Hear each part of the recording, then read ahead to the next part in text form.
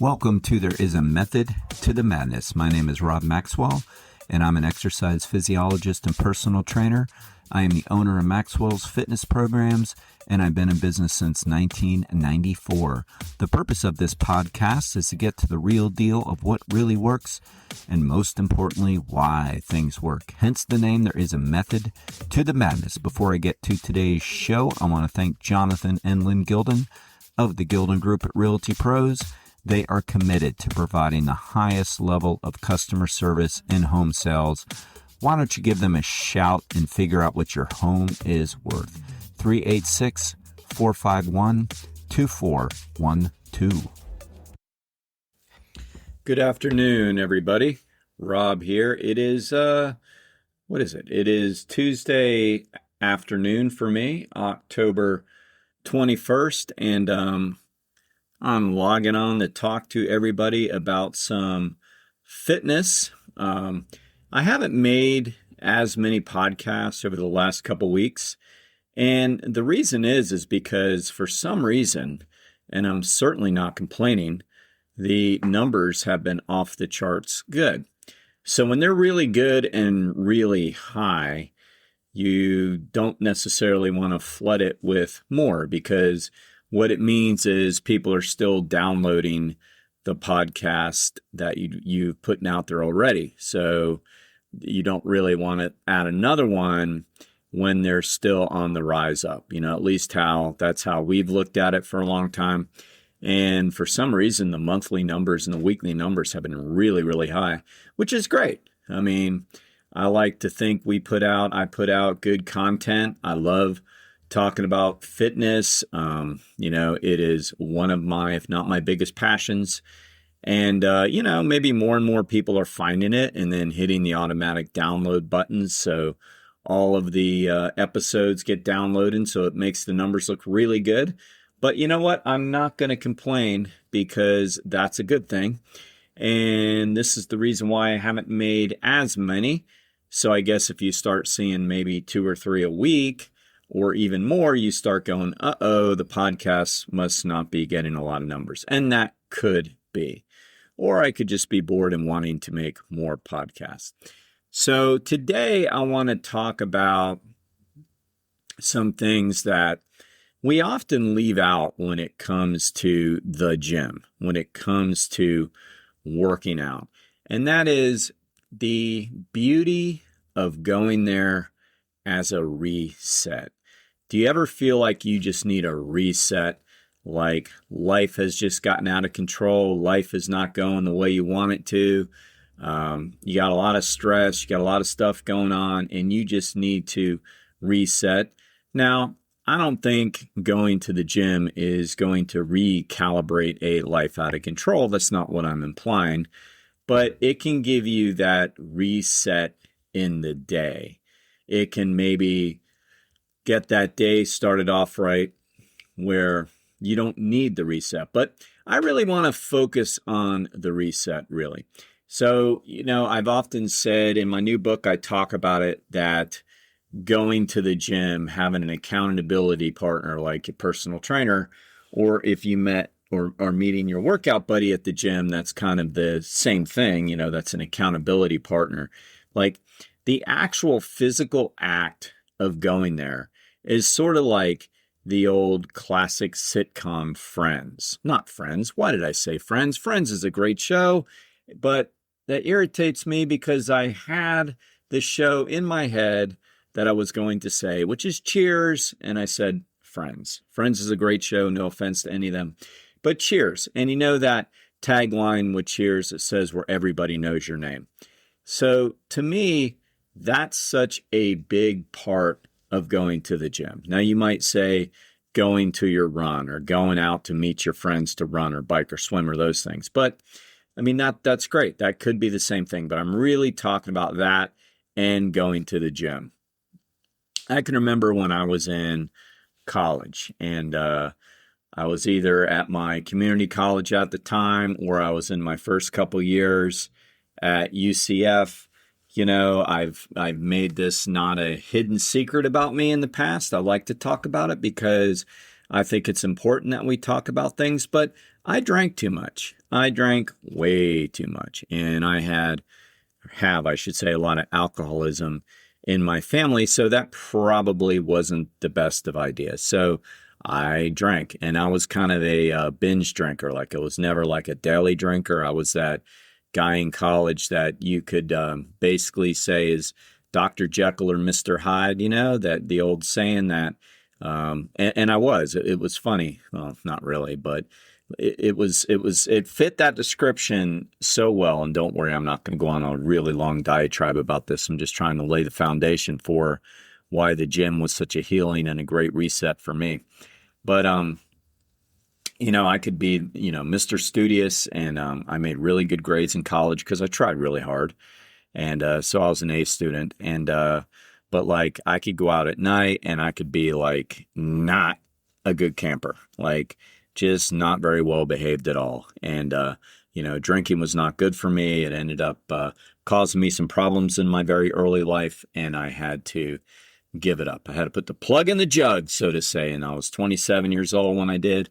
And I've been grateful ever since that I found a new way of life. So I'll leave that part of the story at that. But let me say that during those times, and of course, after those times, it hasn't changed. But during those times when there was something about going to the gym that was so healing and cleansing for me. I mean, maybe because it was or is, you literally are working on your physical fitness. You are going to make yourself better. You are sweating. You are getting your heart rate up. You're doing all these things. Like, it literally is a cleanse in a way. And we know that so many people do cleanses, right? They talk about the purification of cleansing. Well, it is. I mean, emotionally, you're getting like a lot of stuff out, right? I think anyway, if you're going to the gym and working pretty hard, it brings stuff up to the emotional side. You kind of work it out and then you keep moving, but also you sweat, and sweating is so healing. And I know some people don't like to sweat. I don't get that. Like, I love to sweat. There's something so purifying about sweating to me. And also like the symbolic portion of sweating too. I mean, it's literal and it's also symbolic, I believe. So in those days when I wasn't exactly doing what I should do the night before, which is what every good athletic, in the fitness college student should be doing, is, eat a healthy dinner, study, and, go to bed early or whatever, do something harmless. Well, if I didn't choose that route and I went out and drank way too much, which I did on many occasions during my collegiate journey, going to the gym the next day just seemed to reset me. And I can remember when I had to have been at a community college at this point, because it was at a gym in New Smyrna. And, when I was over at UCF in Orlando, of course I was in Orlando, so I wouldn't have been working out over down in New Smyrna. So it was at New Smyrna. An old friend of mine from high school was working out, and I think he had also had his run-ins with, partying a little too much when he went to school. And I can remember him. I don't want to say he smelled it, because, I don't think that was the case. But it was, I don't know. Maybe we ran into each other the night before or something. But I can remember him just saying something like, "Man, it really is good to get back in and, get yourself right." And I'm like, yeah, like he got it. And I don't really remember what precipitated that conversation other than the fact we had it. And it really stood out to me, obviously, because this is like, 40 years ago, maybe? I can remember this story. 40? Yeah, probably about 40 years. Jeez. So anyway, it was so nice to be able to go in, break a sweat, kind of like get everything back to where it belongs, like, you run into your friends there that are the healthy people, and I still remember some of those people to this day very well, not just the friend I was just recalling, because actually I never saw him that much at the gym. It was a rarity he was there. But many people, the guy at the front desk named Scott, I was saying hello to Scott, talking about the scores with him from Monday Night Football or whatever, then seeing people I saw on a regular basis and chatting with them a little bit, and then going about my workout. And if I had a workout partner at the time, which I always seem to, but I mean that particular day, just getting on with the workout. And it was just like about midway through, I would really start feeling like myself again. You start to sweat out all the impurities, the mood lifts because you're raising the endorphins and all the good hormones and all that. The serotonin's getting higher, like all that good stuff's happening. So the mood is lifted. Psychologically, you feel better because you're doing a reset. And to me, it's just one of the best ways I've ever known to combat negative behavior. We can view things all we want, and I'm not trying to shame anybody that has a couple glasses of wine at dinner. That's not what I'm talking about.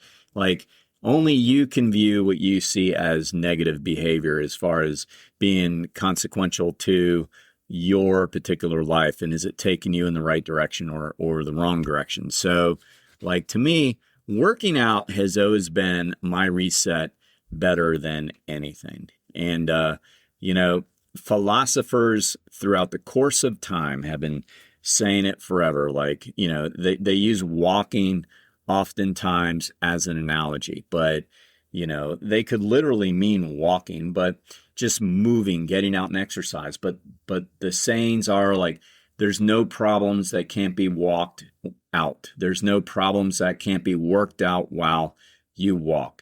I mean, it's been one of the big philosophical quotes, like out of all the quotes, so many people, Nietzsche, all the greats, Socrates, bring quotes back to walking and the beauty of physical movement to get you reset. I think I've never been a big yoga practitioner. I believe in it, and I know people that do it that love it. I've just never really done it a whole lot. I mean, I've gone to a few yoga classes, but I think in a way that's why it's so popular too, because yogis talk about the beauty of yoga, bringing them kind of back when they've kind of drifted out a little bit, kind of like recentering everything. So to me, working out has always been that great reset. And I think there's more to it. Stay with us. We'll be right back. Are you ready to unlock your full potential? I want to introduce you to the Fit, Healthy, and Happy podcast, a powerful resource to transform your life today. With expert interviews, practical tips, and inspiring stories, this podcast is your roadmap to lasting wellness. Here's what a listener has to say. I used to struggle with my health, but this podcast changed everything. It's like having a personal trainer, nutritionist, and life coach totally for free. With over 2,000 five-star reviews, we're a podcast you can trust. The Fit, Healthy, and Happy podcast, available now wherever you get your podcasts. Then sweating, then getting the endorphins up. Like, I think there's a huge psychological component to it too, like seeing people, a couple months ago, I was down on the Edgewater Trail, and a buddy of mine from the past comes riding up behind me on his bike, and he catches up to me, and he surprised me actually, because I hadn't seen him in a while, but it was nice to see him. And of course I said hello, and we chatted for a few minutes side by side as we're biking down the trail. And he said, "Hey, I listened to your podcast the other day." And I said, "Oh, which one?" He said, "The one about AI." And I go, oh, okay, yeah. And this guy's into bikes. Like, he works on bikes, and he has a bike store. And he was saying, I totally agree with you that people need people. Like, we need people. We can't do all this by ourselves. Like, we need people. We are very, very social animals, and humanistic psychologists have pretty much proven that. There's introverts and there's extroverts, so there's levels to how much we need people, but we need people. And he made a funny joke, and I think maybe I said it in the podcast and he just repeated it, but anyway, I don't remember, so let me just give him credit. He said, it's kind of funny. He goes, when that AI, comes back at you, whether it be voice, text, or in written form, and it says, "That a boy, Rob, you crushed it today." It just doesn't have the same feel, does it? And if any of you have ever used ChatGPT or any of those others, Meta AI or Grok, I think it's called, from X, Twitter, I mean, if you've used those things, which I do, like, I think AI has some really good possibilities to help us. Like, as far as finding quick statistics, to me, it's great. As far as looking up how to fix something, to me, it's great. And it's going to do all those things. So I'm by no means knocking AI. I think it's great. It can't replace, though, the personal element. It can't replace the people element. When ChatGPT says, and I'll ask questions about, pull me up a philosophical quote on this so I can use it in an email or something like that. It'll say something like, great insight, Rob. Way to really think about your day to day, something like that, because, I've signed up for the account, so it knows my name, and AI stores all your background and stuff, which I'm not paranoid about. I could care less. It actually makes it easier because it's so intelligent. It picks up on like what I'm talking about before I even fully ask the question sometimes, but that's neither here nor there. But the point is, when it uses my name so eloquently and when it tells me I do a great job, that just doesn't cut it, right? I don't get that warm, fuzzy feeling inside that says, oh man, ChatGPT loves me, I mean, do any of us? I mean, I wonder if it even moves the needle at all. I mean, it's not bad that it does it, of course. I mean, it's polite, but does it really move the needle? And I think we know it does not, right? And you can crush a set. Like there are AI models where you can pull up workouts and it'll tell you what to do and how much load, and all that's fine. Like, I don't mind any of that. Like, I see that as some of the advertisement going on, and look, that's fine. I don't think it can ever replace personal training. Like, to me, I'm not worried about that whatsoever. I think it could be a good supplement for people that don't necessarily like need that humanistic approach so much, and maybe they just need something to do when they go to the gym that day. So I don't think it ever is going to replace the human element at all, not to the level that maybe some people fear. But, like I said, it does have its points, but it's never going to be able to do that. So when we go to the gym, and we see the people that we like to see, there is a certain buzz that you get when somebody that or maybe doesn't know, but sees you there a lot, tells you did a good job. Like, it feels good. And we need that. Like, we are social beings. And when we go in and we've been kicked around a little bit by whatever is going on in life, like, I just think I know so many people that when things start to get a little bit overwhelming for them, like, they kind of dig back in with the physical, and that's okay. Like, some people are like, well, they should also be dealing with this or that. And it's like, okay, that's fine. It's easy to sit back and judge and make those estimations when you don't really know what's going on with somebody.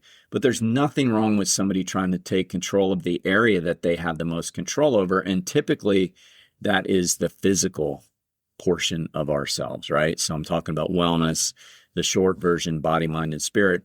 It's a lot easier to say, well, I need to kind of like work on this physically because it can be extremely tangible. And it happens so often when somebody, things aren't going well with whatever area in their life. They're like, all of a sudden you see this recommitment back to fitness. And I just think that it is a great way to reset. And even if it's not a major reset every day, just going to the gym. I mean, it's funny, like that the Cheers jingle, where everybody knows your name. Like, it is so true. Like, I've been doing this for over 31 years and I get to know my clients really, really well. And a lot of the times, most of the times, my clients stick around for really, really a long time. We're talking decades. I've had a client for over 25 years before, multiple clients for over 25 years. So during that time of them working out, I mean, naturally they work out around other people, either with another trainer or whatever, but like they get to know the other people in the gym too. Now, we're semi-private, so it's not like people are all over people. It's not that kind of a gym or anything, but you do get to know the people around and you make those friendly conversations. Like people who meet a particular client here that may never known that client in the past, they form a kind of a friendship. So with everything going on right now in our country, and man, I'm looking at, I shouldn't, I mean, you talk about bad for your psyche, but watch the news. And just last night, I think it was last night or maybe the night before that, but there was this, guy that was apprehended in the Atlanta airport with, I guess he was suspected of going to mass shoot a bunch of people because he had a gun and he had a motive, I guess, and all this kind of stuff. And thankfully they were able to stop him. But I mean, this seems to be going on a daily basis. And then you're reading and hearing of all these other mental health crises that are going on in our country right now. A lot of people kind of push some of the blame to COVID and how people were trapped inside, and it kind of messed with people's heads a little bit, and people are still reeling from that, or maybe there's the COVID class, that era. My daughter is one of them that didn't get to go to high school their last 2 years, and so maybe that set with them weird, but there has definitely been an uptick of mental health issues in this country, and one of the ways I believe we can help with that, naturally, you need professional help. If you need professional help, your doctor, your counselor, your psychologist, whatever, your psychiatrist, of course, but also having that place to go and work out and kind of like just get moving on your problem. Like it literally can be a meditation. And I know like I've talked so much about that before, about mind to muscle, but like even that, like when you are contemplating something, when you've got stuff on your mind, if you can just go into the gym and you can like do sets and kind of take that problem and put it into the set and, really focus on your movements that you're doing, focus on your muscles, you come out of the workout feeling so much better. I mean, there's a guy I used to know, and he was in the, I believe he is passed on. I don't think he's around anymore, but I know he was a big 12-step guy. And, he used to always say, if you can't move your mind, move your muscles. And this was no bodybuilder guy. This was no like fitness guy at all. And I don't think he meant, go use the Nautilus machines or go run on the treadmill, not based on me knowing this guy. But he did mean, go move, go do some physical work. I mean, of course, working out can be that. But he meant you just got to get out and move, because sitting around thinking about what is going on with you is never going to help. But going into the gym and working it out, working through it will always be beneficial. It probably will not solve the problem, but I guarantee you it'll make the problem feel a lot lighter when you're done. And you do that enough days in a row, and then in a few days, maybe a few weeks, maybe a couple months, but the problem is now gone. And what you did is you kind of literally, not figuratively, but literally worked through it. All right. So physical fitness can absolutely be the great reset that I think we all need. If you're having like a bad day and you've already worked out, even, like something happens at work that you're not exactly thrilled with. And we have a lot of people that have corporate jobs and they work out before work, and work happens. I mean, stress happens, whether you be a teacher or whatever, like stress happens. That doesn't mean you can't go home and go for another walk or even a 10-minute jog. Like you don't have to kill yourself, or go into your gym or go into your living room and do a few push-ups. Like don't feel like this has to be something that you should only do on your workout days. Like literally a physical reset, a couple sets of this, a couple sets of that, will do your mind so much good. I do it, I don't want to say all the time because, I couldn't eat enough to do that, but I do it often throughout the day. If I'm feeling a little antsy or whatever, I'll get up from the desk. If I'm sitting, and I'll go over and I'll start doing a few pull-ups. I'll do some curls. I'll do something. I'll do push-ups. I'll do usually things I like. and it gives you that little mini pump. Thank you for listening to today's program. I ask you to please follow the show wherever you get your podcasts, and please select automatic download because that really helps the show. Now I want to thank Overhead Door of Daytona Beach, the area's premier garage door company. They have the best product. They have the best service. I personally vouch for Jeff and Zach Hawk, the owners.